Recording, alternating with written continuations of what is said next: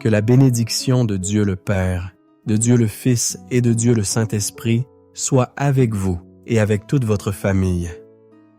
Qu'en ce moment précis, un manteau de paix tissé de fils d'amour céleste descende sur votre foyer, couvrant chaque pièce, chaque cœur, chaque vie qui réside sous votre toit. Que le sceau de la protection divine soit marqué sur le seuil de votre porte, déclarant que ceci est un territoire consacré au Seigneur, un lieu où la peur ne peut habiter, où l'angoisse ne peut prendre racine et où les ténèbres ne trouvent pas de place. Nous commençons ce temps sacré, non pas comme de simples spectateurs, mais comme des participants actifs à la présence du Très-Haut. Respirez profondément. Sentez l'atmosphère changer. La présence de Dieu est ici pour nous envelopper, pour nous guérir et pour combattre pour nous. Ensemble, nous entrons dans ce sanctuaire spirituel, unis dans un seul but. Implorer la protection, l'unité et la restauration complète de nos familles, sous le regard aimant de notre Père. Pour la gloire de Dieu, nous sommes déjà une grande famille de prières ici sur YouTube. J'aimerais aussi que vous laissiez votre j'aime, parce que chaque fois que vous le faites, vous indiquez à YouTube que ce que vous voyez et entendez est bon pour vous et qu'il peut l'envoyer à d'autres personnes. C'est pourquoi il est très important de laisser votre j'aime. Et si vous n'êtes pas encore abonné, le mot s'abonner se trouve en bas. En cet instant, dans l'unité de la foi, nous nous levons comme gardiens spirituels de nos foyers. Nous ne prions pas d'une position de peur ou de défaite, mais d'une position d'autorité et de victoire qui nous a été donnée par le sang de Jésus-Christ. C'est pourquoi, avec l'audace que le Saint-Esprit nous accorde, nous déclarons que votre famille est la propriété du Seigneur. Au nom de Jésus, nous nous levons contre tout esprit de division qui tente de semer la discorde, le désaccord et l'amertume entre mari et femme, entre parents et enfants, entre frères et sœurs. Nous ordonnons que tout plan de discorde et de séparation soit maintenant défait et jeté à terre. Nous brisons, par la puissance qui est dans le nom de Jésus, toute flèche enflammée de l'ennemi lancée contre l'esprit de vos enfants, apportant confusion, rébellion ou désespoir. Nous brisons maintenant toute malédiction de lignée, tout modèle de divorce, de dépendance, de maladie, de misère qui aurait pu se transmettre de génération en génération. Nous déclarons que le sang du Christ sur la croix a créé une nouvelle lignée, un héritage de bénédiction, de santé, de prospérité et de salut pour votre maison. Nous annulons toute parole de malédiction, tout diagnostic négatif, toute sentence d'échec qui a été prononcée contre vous et vos proches. Nous déclarons qu'aucune arme forgée contre votre famille ne prospérera, et toute langue qui se lèvera contre vous en jugement, nous la condamnons. Nous libérons sur votre foyer la paix qui surpasse toute intelligence, la joie qui est notre force et l'amour qui est le lien parfait. Nous couvrons chaque membre de votre famille, où qu'il se trouve en ce moment, du sang précieux de Jésus, créant une barrière de protection infranchissable qu'aucun mal ne peut pénétrer. C'est notre confession, c'est notre position, c'est la victoire qui nous a déjà été garantie à la croix. Maintenant, je vous demande de faire taire votre cœur un instant. Laissez la ferveur de la bataille spirituelle faire place à la tendresse de l'étreinte d'un père. Je veux vous inviter à marcher avec moi à travers l'une des histoires les plus émouvantes de toutes les Écritures. Une histoire qui est un miroir de votre propre foyer, de notre propre vie, et, par-dessus tout, un portrait du cœur de Dieu. C'est l'histoire racontée par Jésus dans Luc, chapitre 15, que nous connaissons sous le nom de parabole du Fils prodigue, mais que nous pourrions appeler la parabole du Père aimant. Il y avait un père avec 2 fils. Le plus jeune, impatient et rempli de lui-même, vient voir son père et lui demande sa part d'héritage. Pensez à la douleur de cette requête. Il ne demandait pas seulement de l'argent. Il disait à son père, « Pour moi, tu es déjà mort. Ce qui m'importe, ce n'est pas votre relation, mais ce que vous pouvez me donner. » Et ce père, le cœur brisé, mais respectant le choix de son fils, lui donne les biens. Le jeune homme part pour une terre lointaine, et là, il gaspille tout. Chaque pièce, chaque morceau de son héritage est brûlé dans le feu des plaisirs passagers. Et puis, la fin arrive. La crise survient. Le même jeune homme qui vivait de festins aspire maintenant à la nourriture des porcs. Le pointe le plus bas, la dégradation totale. C'est au milieu de la boue, de l'odeur nauséabonde, de la solitude absolue, qu'il revient à la raison. Il se souvient de la maison de son père, où même les serviteurs ont du pain en abondance. Il décide de revenir, non pas comme un fils, mais comme un serviteur. Il répète son discours de repentir. Pendant ce temps, imaginez la scène dans la maison du Père. Jour après jour, matin après matin, après-midi après après-midi, ce père montait au point le plus élevé de sa propriété, scrutant l'horizon, forçant ses yeux pour voir au loin. Chaque caravane qui passait, chaque silhouette qui apparaissait, était une étincelle d'espoir dans son cœur. Les voisins devaient se moquer de lui, les serviteurs devaient penser qu'il était fou. Mais l'amour d'un père ne se soucie pas de l'opinion des autres. Il attend, il aspire, il persévère. Et puis, un jour, il voit une silhouette, un vagabond en haillons, boitant, hésitant. Mais le cœur d'un père reconnaît son fils même de loin. Et que fait-il? La dignité d'un patriarche de cette époque exigerait qu'il attende que le fils se traîne et s'humilie. Mais ce père fait l'impensable. Il court. Il relève ses vêtements et court vers la honte de sa famille, vers le fils qui l'a rejeté. Il n'attend pas le discours répété. Avant qu'un mot d'excuse ne soit prononcé, le père l'embrasse. L'odeur de la boue n'a pas d'importance. Les vêtements déchirés n'ont pas d'importance. La honte n'a pas d'importance. Ce qui importe, c'est que le fils qui était perdu a été retrouvé. Ce qui était mort est revenu à la vie. Et il leur donne les meilleurs vêtements, un anneau pour le doigt, des sandales pour les pieds et une fête pour célébrer. La restauration fut complète. De cette histoire, mon frère, ma sœur, nous tirons des leçons qui sont un baume pour les blessures de notre famille aujourd'hui. La première et la plus puissante est: l'amour de Dieu le Père est inconditionnel et n'abandonne jamais. Peut-être êtes-vous ce père ou cette mère, regardant l'horizon, attendant un fils ou une fille qui s'est égaré, qui a fait de mauvais choix, qui vit loin. Votre cœur était brisé, mais voyez en ce père de la parabole un portrait de votre Père céleste et un modèle pour vous. Son amour n'est pas basé sur la performance des enfants. Il aime parce que c'est sa nature d'aimer.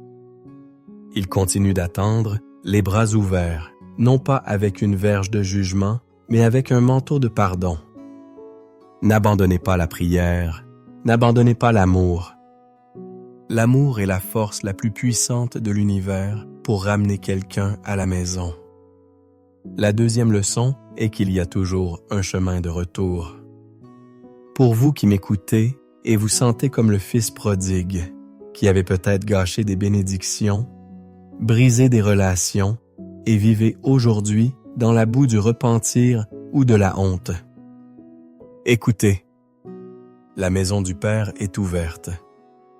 Le chemin du retour peut sembler long et humiliant, mais à la fin de celui-ci, il n'y a pas un juge, mais un Père courant à votre rencontre.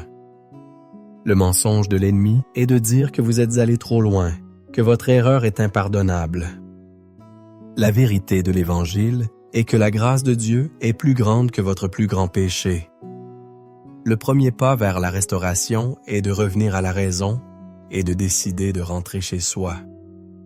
Et la troisième leçon, le vrai pardon mène à la restauration et à la célébration. Voyez que le Père n'a pas seulement dit « C'est bon, tu es pardonné, tu peux rester dans la chambre du fond ». Non. Il a complètement restauré l'identité du Fils. Le meilleur vêtement symbolise la justice du Christ qui nous couvre. L'anneau symbolise l'autorité et l'appartenance à la famille. Les sandales symbolisent la condition de fils libre, non d'esclave. Et la fête symbolise la joie au ciel pour un pécheur qui se repent. Dans nos familles, nous offrons parfois un pardon superficiel, mais nous continuons à maintenir la personne à distance, en lui rappelant ses erreurs. Dieu nous appelle à un pardon qui restaure, qui célèbre la réconciliation, qui tue le veau gras et se réjouit de l'unité retrouvée. Dans quel rôle vous trouvez-vous aujourd'hui dans l'histoire de votre famille? Êtes-vous le père ou la mère qui attend avec le cœur serré? Êtes-vous le fils ou la fille qui sait qu'il doit rentrer chez lui? Ou peut-être êtes-vous comme le fils aîné, qui, même étant à la maison, a le cœur distant, rempli d'amertume et de ressentiment, incapable de célébrer la restauration de l'autre?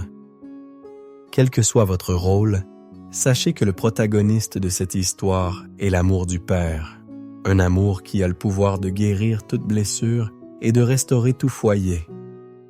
Et c'est dans cet esprit d'amour restaurateur du Père que nous nous approprions maintenant ses promesses de protection et de soin.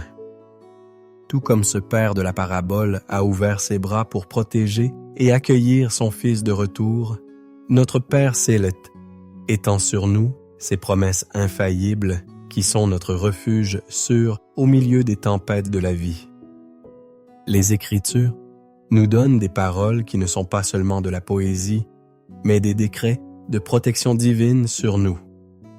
Le psaume 91 est l'adresse de la demeure de Dieu, le lieu où ses enfants trouvent tâter la sécurité. Le psaume 23 est la carte du soin pastoral de Dieu, la garantie que, comme ses brebis, nous ne manquerons de rien. Je vous invite maintenant à fermer les yeux, si possible, ou simplement à apaiser votre esprit à la paix. N'écoutez pas ces paroles comme un texte ancien, mais recevez-les comme une lettre d'amour et une police d'assurance spirituelle signée du sang du Christ, pour vous et pour toute votre maison aujourd'hui. Ouvrez votre cœur et laissez chaque verset du psaume 91 devenir une brique dans la muraille de protection autour de votre famille. Celui qui demeure sous l'abri du Très-Haut repose à l'ombre du Tout-Puissant. Je dis de l'Éternel, il est mon Dieu, mon refuge, ma forteresse, en lui je me confie. Car c'est lui qui te délivre du filet de l'oiseleur, de la peste et de ses ravages. Il te couvrira de ses plumes, et tu trouveras un refuge sous ses ailes. Sa fidélité est un bouclier et un rempart. Tu ne craindras ni les terreurs de la nuit, ni la flèche qui vole de jour, ni la peste qui marche dans l'obscurité, ni la contagion qui frappe en plein midi.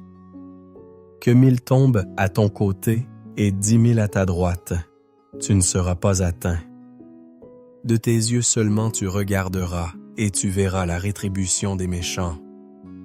Car tu as dit, l'Éternel est de mon refuge, tu as fait du Très-Haut ta demeure. Aucun mal ne t'arrivera, aucun fléau n'approchera de ta tente. Car il donnera ordre à ses anges à ton sujet, de te garder dans toutes tes voies. Ils te porteront sur les mains, de peur que ton pied ne heurte contre une pierre. Tu marcheras sur le lion et sur l'aspic, tu fouleras le lionceau et le dragon. Puisqu'il m'aime, je le délivrerai, je le protégerai, car il connaît mon nom. Il m'invoquera, et je lui répondrai. Je serai avec lui dans la détresse. Je le délivrerai et je le glorifierai. Je le rassasierai de longs jours et je lui ferai voir mon salut. Père bien-aimé, Père miséricordieux, le même Père qui a couru à la rencontre du Fils prodigue, nous nous approchons de toi maintenant avec nos cœurs remplis de l'espérance que ta parole nous apporte. Merci parce que tu n'es pas un Dieu distant, mais un Père proche, dont le cœur aspire à la restauration de nos foyers. Basé sur l'histoire que tu nous as enseignée et sur les promesses que nous venons de déclarer, nous élevons un cri fervent pour chaque famille qui écoute cette prière. Seigneur, nous élevons devant toi chaque fils et fille qui, comme le prodigue, s'est éloigné de la maison, s'est éloigné de toi. Où qu'il soit, Père, que ce soit dans la boue d'une dépendance, dans la solitude d'une relation brisée, ou dans la confusion d'idéologies qui les ont éloignés de la vérité, nous te demandons que le Saint-Esprit les visite maintenant. Qu'ils reviennent à la raison, que le souvenir de l'amour du foyer et de ton amour les pousse au repentir. Brise l'orgueil, défait les mensonges dans leurs esprits et crée en eux un désir irrésistible de rentrer chez eux. Et pour les pères et les mères qui attendent, donne-leur ta persévérance, ta foi inébranlable, et prépare leur cœur pour des retrouvailles de grâce et de célébration. Nous prions, ô Dieu, pour la guérison et la restauration des mariages.